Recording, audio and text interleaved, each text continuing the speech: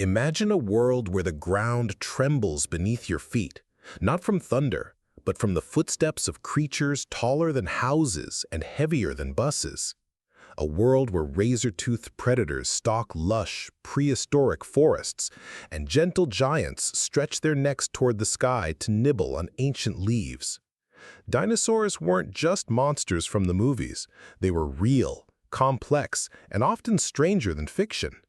But here's the twist. Tonight, we're not here to hype up the roar. We're here to slow down, to drift into a dreamscape of ancient wonders. Because behind the teeth and claws lies a world of quiet mysteries. How did they sleep? What colors were they? Could some of them sing? This isn't just a documentary. It's a journey through time designed to soothe your mind while blowing it just a little. So dim the lights, get cozy, and let's wander through the most fascinating corners of the Mesozoic era, one mesmerizing fact at a time. They weren't the ones chasing prey or roaring across the plains. These were the slow movers, the leaf eaters, the ones whose size alone made them legends. Sauropods, like Brachiosaurus, Diplodocus, and Argentinosaurus, were the skyscrapers of the dinosaur world. But despite their towering presence, they lived surprisingly quiet lives. Picture a herd of these gentle giants lumbering through a misty Jurassic forest. Their long necks swayed like tree branches in the wind, reaching for ferns and conifers. They didn't need to rush. When you weigh 50 tons, not much threatens you. But here's something curious. How did such massive creatures pump blood all the way up those necks to their brains? Scientists believe they had enormous hearts, possibly weighing over 400 pounds, working overtime just to keep them conscious. And speaking of consciousness, did they dream? We'll never know for sure, but fossilized trackways suggest they moved in groups, possibly family units. That hints at social behavior, maybe even emotional bonds. Imagine a baby sauropod nestled beside its mother, surrounded by the low rumble of footsteps and the rustle of leaves. Peaceful, isn't it? Their bones tell us they grew fast, some reaching adult size in just a few decades. But even with all that growth, they weren't invincible. Injuries, diseases, and predators still lurked, yet somehow their calm endurance made them icons of resilience. So, next time you think of dinosaurs as fierce and wild, remember the quiet giants. They didn't need drama to be unforgettable. When you hear dinosaur, your mind probably jumps to towering beasts. But some of the most fascinating and, frankly, terrifying dinosaurs were no taller than house cat. And they weren't just small, they were clever. Take Microraptor, for example.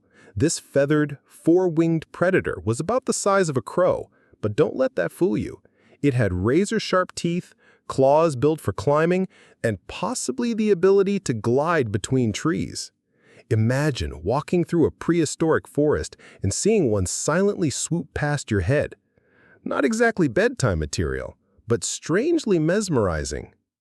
Then there's Troodon. Often dubbed the smartest dinosaur, it had a brain-to-body ratio that rivals modern birds. Some paleontologists speculate it could solve problems, hunt in packs, and maybe even care for its young. It's eerie to think that intelligence was evolving millions of years before mammals took the stage. And let's not forget the speedsters. Compsognathus, barely a meter long, could dart through underbrush like a lizard on espresso. These tiny hunters relied on agility and stealth, not brute force. They were the ninjas of the Mesozoic. But here's the twist. Many of these small dinosaurs had feathers, not just for flight, but for warmth, display, and maybe even camouflage. That changes everything about how we picture them. Less lizard, more bird.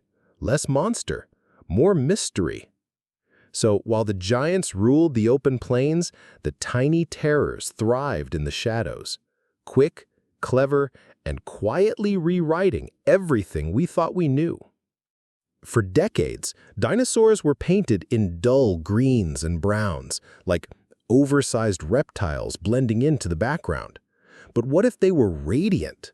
What if the prehistoric world shimmered with color? Thanks to fossilized melanosomes, tiny pigment structures preserved in some dinosaur feathers, we now have clues. Scientists have matched these structures to those in modern birds, revealing shades of iridescent black, rusty red, and even shimmering blue. One small dinosaur, Onchiornis, likely sported a black and white body with a fiery red crest. That's not just cool, it's revolutionary. But why did dinosaurs need color? Well, think about modern birds.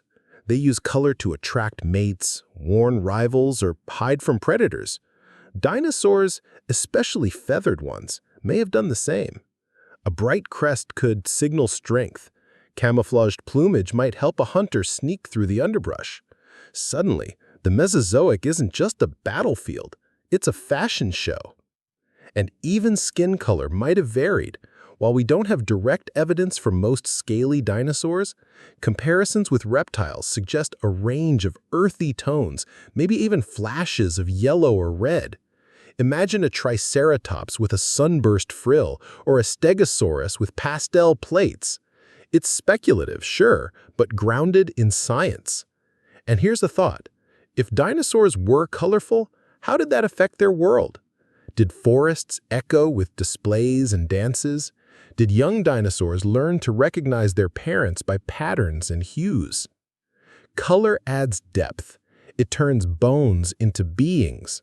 It reminds us that these creatures weren't just ancient, they were alive, expressive, and maybe even beautiful. Close your eyes and imagine the Mesozoic. What do you hear? Roars? Growls? Maybe the distant rumble of a stampede. But here's the twist. Many dinosaurs probably didn't roar at all. In fact, some may have sounded more like birds.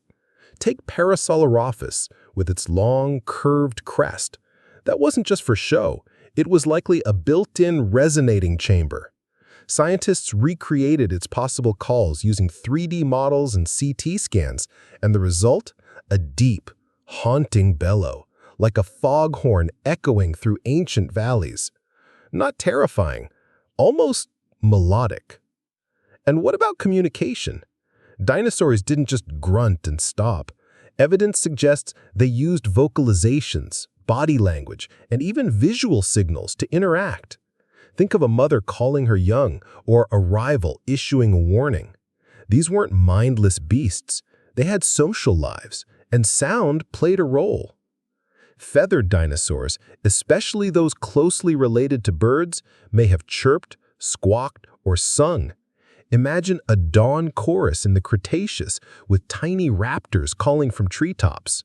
It's a far cry from the Hollywood roar, but far more realistic. And even silence had meaning. A predator stalking prey might move without a sound. A herd might freeze at the faintest rustle. Sound wasn't just noise, it was survival. So next time you picture a dinosaur, don't just see it, listen. The Mesozoic was alive with sound, calls, cries, rustles, and rhythms.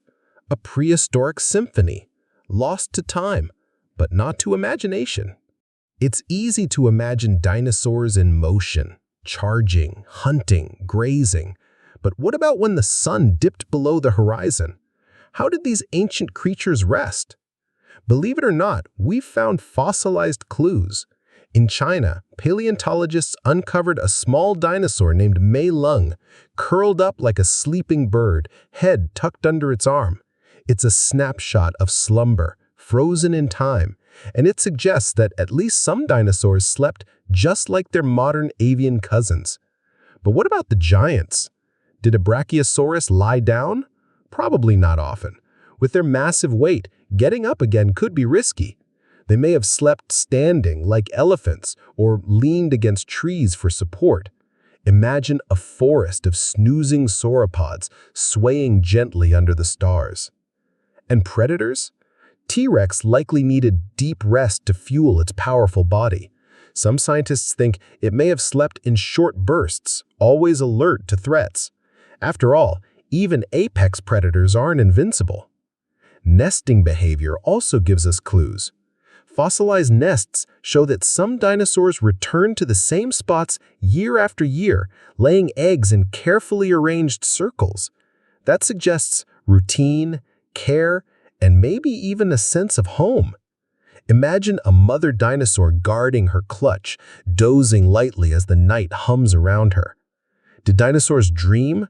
We'll never know, but if birds do, and they're the closest living relatives, it's not impossible. Maybe a velociraptor twitched in its sleep, chasing phantom prey through ancient meadows. Sleep is universal. It connects us across time. And in the quiet hours of the Mesozoic, even the fiercest creatures found moments of peace. It started like any other morning. The sun rose over lush forests. Dinosaurs grazed, hunted, nested. Life was thriving. But somewhere in the sky,